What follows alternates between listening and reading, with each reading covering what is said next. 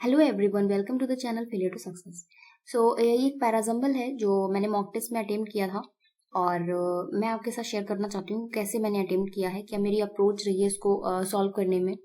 तो चलिए देखते हैं। सबसे पहली चीज़ कि मैं जब भी पैराजम्बल सॉल्व करती हूँ तो मैं पेयरिंग बना के करती हूँ और ऐसे डायरेक्ट नहीं होता कि एक के बाद एक सेंटेंस हो जाए, तो पेयर बनाती हूँ, उसके बाद ये इजीली सॉल्व हो जाता है। ठीक है, तो अगर मैं यहाँ पे देखूँ तो जो दिया हुआ है, कभी कभी क्या होता है कि कोई ना कोई एक स्टेटमेंट जो है फिक्स कर देते हैं। यहाँ पे जो फर्स्ट स्टेटमेंट है वो फिक्स है, ठीक है। तो इसके बाद की हमें पेयरिंग करनी है।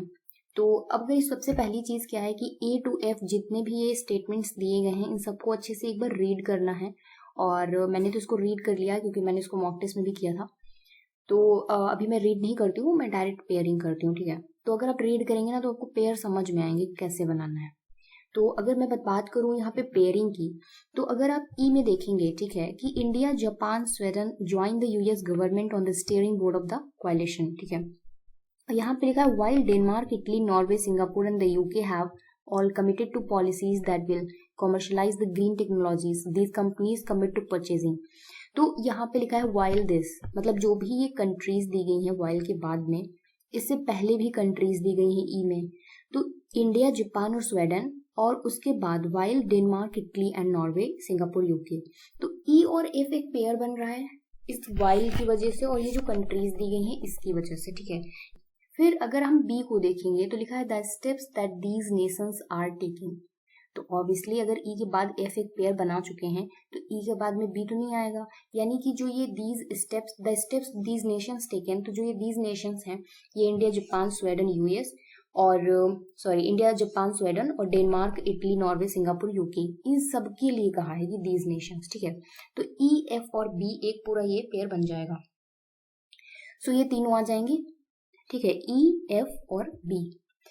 उसके बाद अगर हम देखें पहला अगर स्टेटमेंट पढ़ते हैं ए वाला, कि the first movers कोalition launched by the WEF and the US envoy for climate at COP26 has expanded from an initial 35 companies to 55 companies। और उसके बाद सी में लिखा हुआ है कि it now has a collective market value of about $8.5 trillion. तो ये 35 कंपनीज जो 55 कंपनीज हो चुकी हैं, ठीक है, एक्सपैंड होके, उनकी जो कलेक्टिव वैल्यू है ना, मार्केट वैल्यू है, वो $8.5 ट्रिलियन है। तो कंफर्म हो जाता है यहाँ से कि ए के बाद में सी आएगा, ठीक है। तो हमारे पास एक था ए सी का एक पेयर हो गया, ठीक है, और एक ई एफ और बी था, तो इतने ये पेयर बन जाते हैं। तो अब हमको स्टार्टिंग के दो स्टेटमेंट पता चल गए हैं कि ए होगा देन सी होगा, और फिर उसके बाद में एक स्टेटमेंट बचा है जिसको कहीं पे ऐड करना है। देखना है डी वाला कहाँ पे आएगा। लिखा है these aim to jump start the market for low carbon technologies by committing to purchasing a percentage from suppliers using near zero और zero carbon solutions despite paying a premium. तो जो these aim to jump start the market for low carbon technologies, ये किसके लिए आया है? ये these अगर आप फाइंड कर लेंगे तो आपका बन जाएगा पूरा स्टेटमेंट, ठीक है। तो अगर हम देखें कि अगर मान लें दीज इन जो कंट्रीज दी हैं इसके लिए आया है, ठीक है, तो अगर ई एफ और बी हमारा पेयर बन गया था तो बी के बाद ये पॉसिबल नहीं है क्योंकि इसके पहले ही आएगा ना। अगर उसके बारे में, कंट्री के बारे में बात कर रहे हैं, तो ये दीज जो है इन कंपनीज के लिए आया है जो यहाँ पे दी गई हैं, कि ये कंपनियां जो हैं वो इस चीज को एम कर रही हैं कि जो लो कार्बन टेक्नोलॉजी है उन पे हम जंप करें, ठीक है, उनको अपनाएं। तो इसके लिए आया है ना, दीज आया है यहाँ पे कंपनीज के लिए। तो A C D E F B.